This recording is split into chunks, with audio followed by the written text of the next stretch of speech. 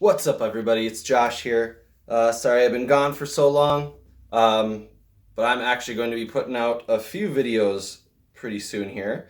First one we're going to look at today is I am going to review the Ultimate Works hilt, the Lord. Now I got this, I think on the May the 4th sale last year when they had their first run. So I got in on the first run. I undid the screw right here, so the blade plug is coming out. It included everything for an empty hilt. What was nice is the cover tech here. Let me get nice and close. The cover tech is actually a built-in recharge port, already pre-wired, came that way. And these two gold buttons on each side are actually switches that, again, were installed already.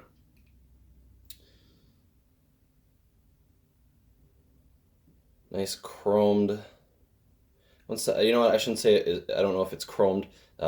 Very shiny pommel, and it comes up here. This is actually rubber, which I actually really like. I know some people have said that theirs already started coming off. Honestly, you just glue it back down because the feel of knurled rubber is fantastic. And of course, so the gold button is actually a separate piece that you put on.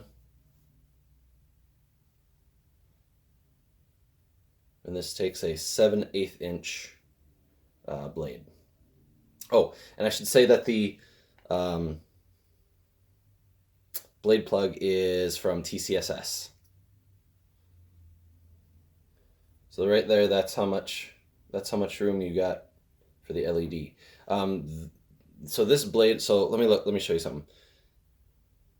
Right, so you got two screws right here, right? Both 832. This top one is for the blade retention. This one down here is holding in a aluminum tube.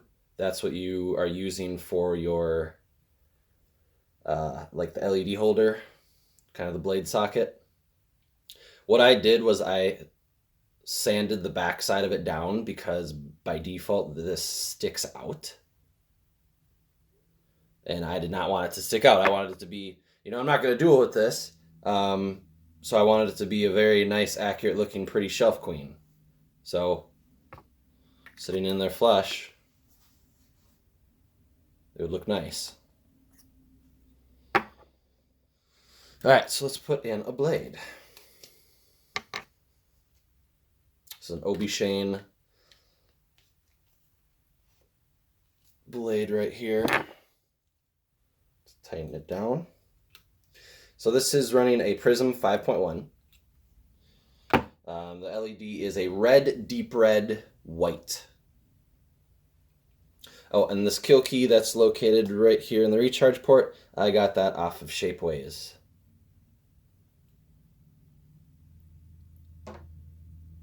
So let me just turn it. As you see, my Jedi powers are far beyond yours. Now, back down.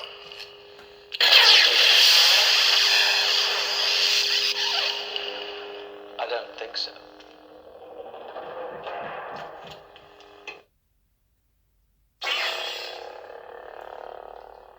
So the reason why I went deep red was sometimes a red combination looks a little orangey, even in person. To me, in person, it even looks a little orangey. So I was like, okay, I want to see what a deep red looks like, and honestly, it is my favorite. I absolutely love the red it produces. I know deep red kind of looks pink on camera. It looks pretty good. It looks pretty good here, but it is just a very nice red.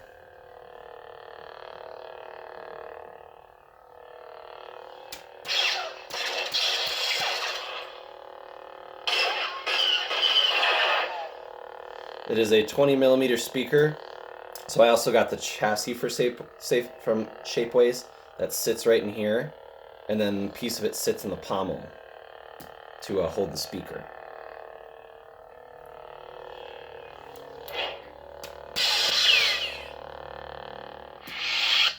So all of the sound fonts are Dooku inspired. For 4 of the sound fonts that I'm running are from Kasith. It is obvious that this contest cannot be decided by our knowledge of the Force, but by our skills with a lightsaber.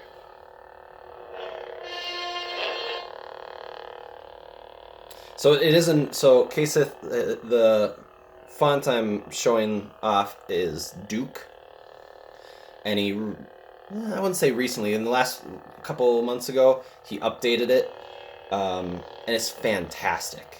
It's definitely my favorite Dooku sound font out there, just because it has all the different Power Ons. So as you heard before, that was the first time we saw Dooku ignite his lightsaber, and it was just this one a little bit more subdued when he takes on Yoda. And they're all in there. You can choose that. He also includes the quotes. I didn't do that. I like to do some of my sound font work stuff. I did not do that. He included that in there, so it is definitely worth. So this is my main. This is my auxiliary. So I'm just holding the auxiliary so I can go to the next font. Your swords, please. We don't want to make a mess of things in front of the Chancellor. You won't get away this time, Dooku.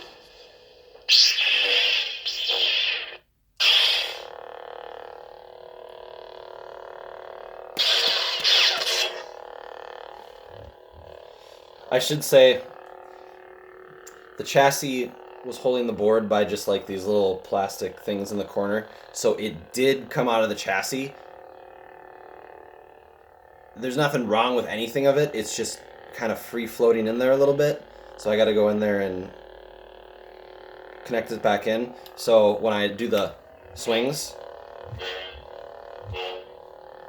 it depends on, just because it's free floating in there. Again, I got to either go in there and attach it or have somebody do it for me if I'm not too scared to do it. You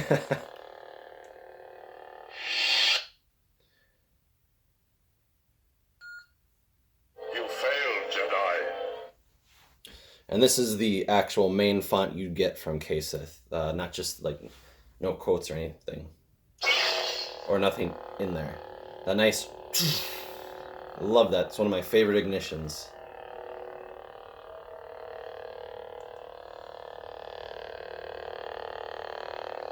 Right here, you undo this to take the pommel off. So I wouldn't.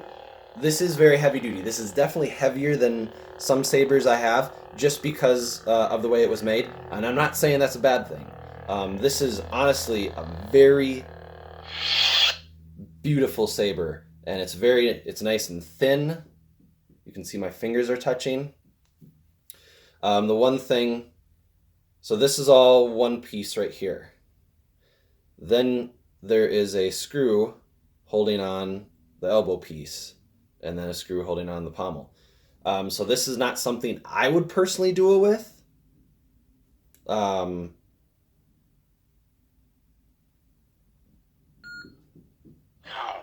Dooku. All right, so this is Lord Blako's Dooku.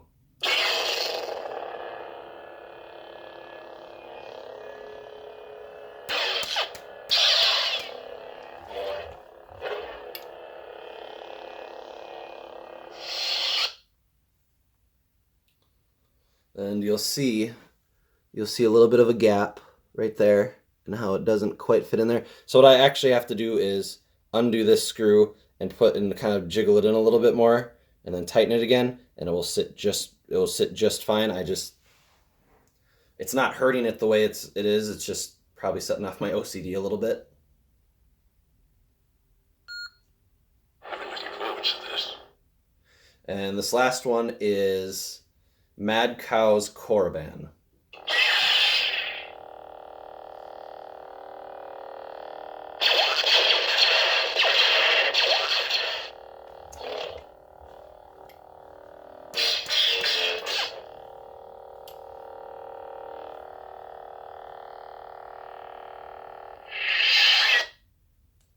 And back to the beginning. As you see, my Jedi powers are far beyond yours. Now, back down.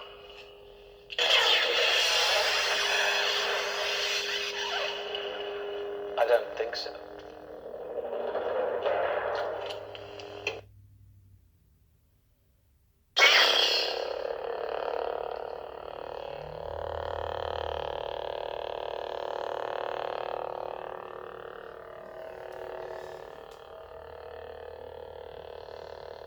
Very cool lightsaber. So thank you to, I believe it's the Patch Store, for making these. They are fantastic hilts. If you have any questions, just comment below. May the Force be with you.